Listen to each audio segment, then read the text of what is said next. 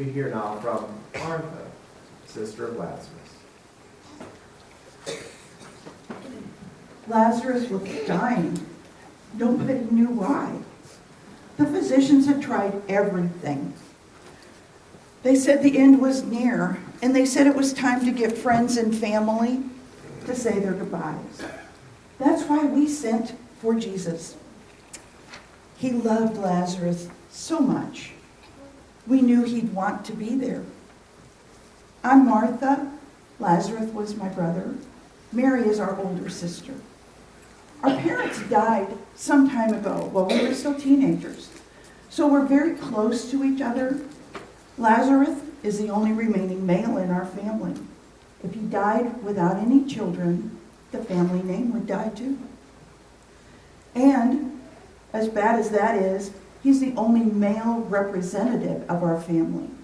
If he died, Mary and I would be left completely vulnerable and exposed. Everyone came as soon as they heard the news. Everyone, that is, except for Jesus. Jesus seemed to have dawdled too long. It was painful not to have him at the funeral. It was more insulting to know that he chose to miss the funeral altogether. People are expected to show up when a friend is dying. That was the deal. And who knows? Maybe he could have done something, but now it's too late. Lazarus is dead. Even now it's hard for me to say those words out loud. Lazarus, our brother, is dead. Most of us Jews believe that the soul might linger for up to 3 days. After that, it's all over.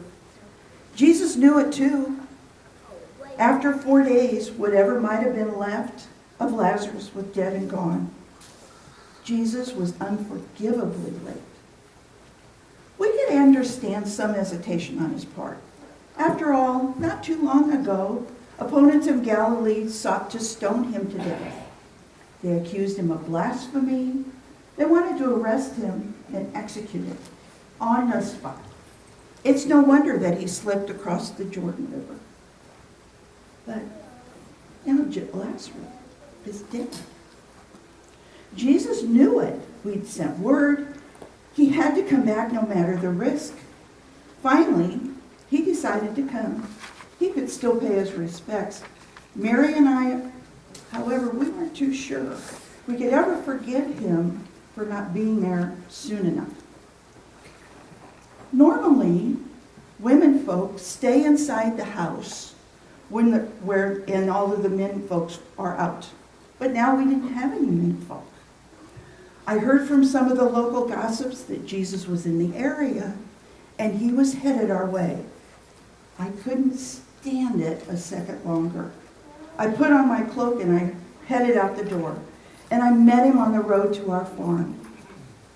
I was more than a little testy when I found him. Lord, if you had been here, I grumbled, my brother would not have died. Didn't really believe that, but I was hurt and angry.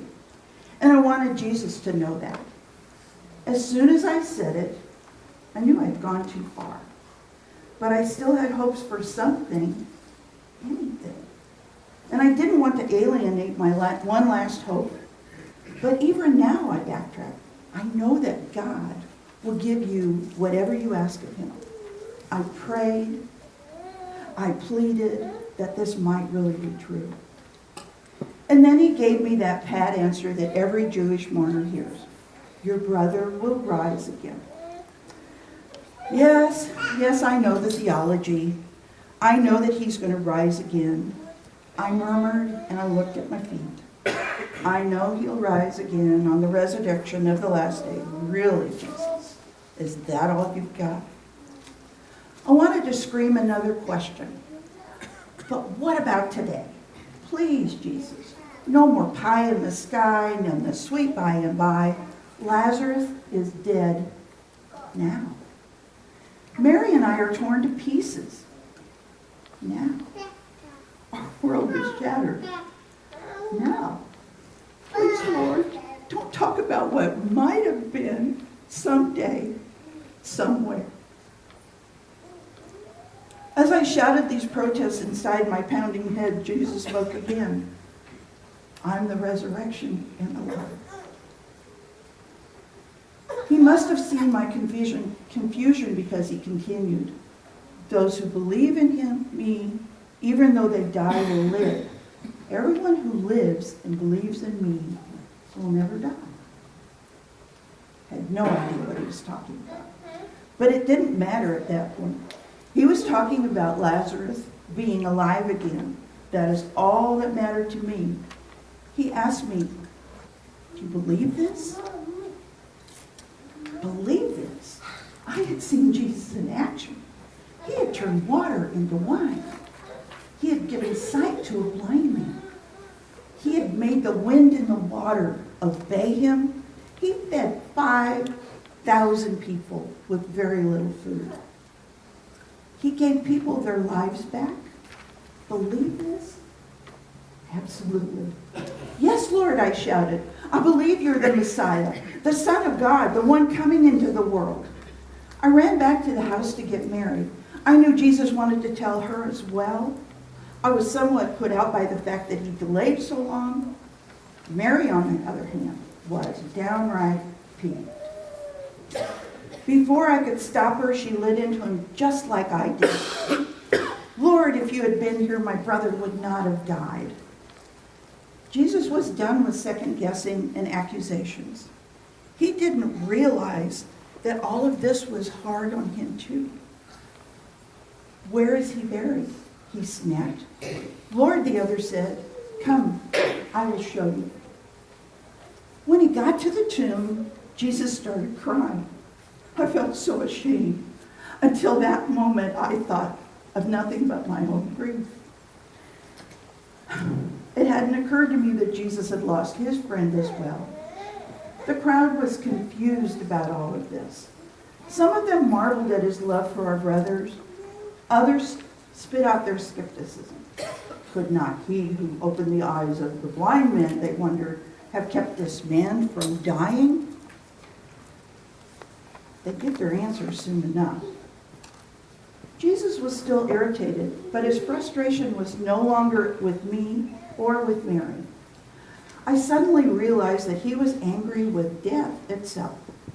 I'd never seen him so stern or so resolute. Not even when he faced down opponents who wanted to stone him to death. This was the real enemy.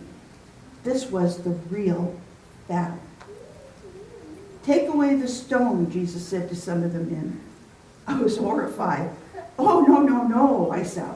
Don't do that. It's been 4 days already. What's left of my poor brother is going to stink to high heaven. I had no idea what was coming, but I did know that I didn't want people getting sick all over my brother's tomb. He looked at me and smiled. Did I not tell you that if you believed, you would see the glory of God? I nodded, and I backed up. The men rolled away the storm. We didn't smell a thing. Something strange was happening. After all that, I could barely breathe.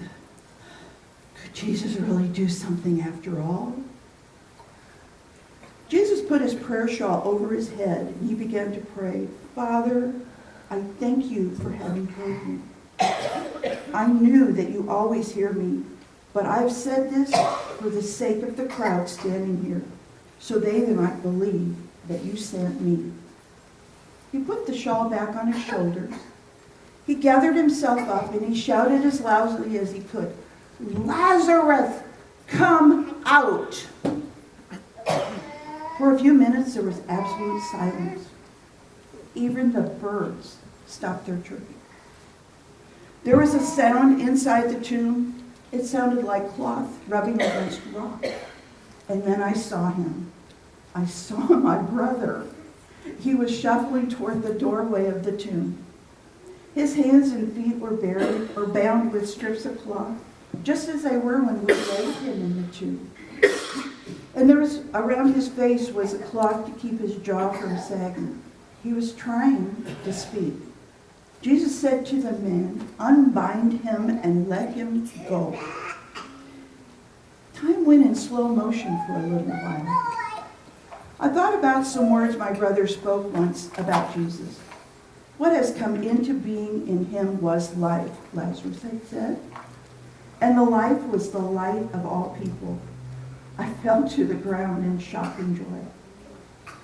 The funeral turned into a feast. Hundreds of people were there. Many of them were opposed to Jesus and his mission. A number of the skeptics had to, shall we say, rethink their position. For those who remained opposed, this was the last straw. The plans to execute Jesus took on a new urgency. A few weeks later, we were in Jerusalem. Jesus celebrated the Passover with us. Lazarus was close to him at the table, and Jesus spoke these words. "This is my commandment, that you love one another as I have loved you." We nodded and waited. "No one has greater love than this," he continued, "to lay down one's life for one's friends." In the end, that's exactly what Jesus did for all of us. Yesterday, they crucified him. They put him in a rock-hewn tomb, just like the one where we had buried Lazarus. And now, I have to wonder, will there be someone to call him out of the grave?